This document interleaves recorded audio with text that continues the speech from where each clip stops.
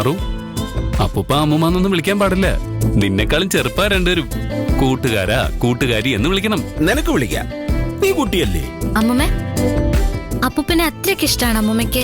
പരിചയപ്പെട്ട സമയത്ത് എനിക്ക് ഈ മനുഷ്യന് ഒട്ടും ഇഷ്ടമല്ലായിരുന്നു. ഈ മനുഷ്യൻ എന്ത് ചെയ്താലും എനിക്കത് തെറ്റായിട്ടേ തോന്നൂ. എന്റെ അടുത്ത് വരുമ്പോഴൊക്കെ ആട്ടി പായിക്കുന്നത് പോലെ ഞാൻ എന്റെ വായി തോന്നിയതൊക്കെ പറയും. ഇദ്ദേഹത്തിന്റെ സ്ഥാനത്ത് വേറെ ആരായിരുന്നെങ്കിലും കവളത്ത് രണ്ടടിയും തന്ന് പാട്ടിന് പോയേനെ. പക്ഷെ അപ്പോഴെല്ലാം ഇദ്ദേഹം എന്നെ സ്നേഹിക്കുക ചെയ്തത്. ഇപ്പോഴും വർഷങ്ങൾ കഴിഞ്ഞിട്ടും ആ സ്നേഹത്തിന് ഒരു കുറവും വന്നിട്ടില്ല. ഇദ്ദേഹത്തെ എന്തിനാ എന്നെനിക്ക് തോന്നിയിട്ടുണ്ട്. പക്ഷെ ഇദ്ദേഹത്തെ എന്റെ മുന്നിൽ കൊണ്ട് നിർത്തിയത് ദൈവമാണെന്ന് പിന്നെ എനിക്ക് തോന്നിയിട്ടുണ്ട്. ഇദ്ദേഹത്തെ കണ്ടുമുട്ടിയില്ലായിരുന്നെങ്കിൽ എന്റെ ജീവിതത്തിന് ഒരർത്ഥവും ഉണ്ടാവുമായിരുന്നില്ല.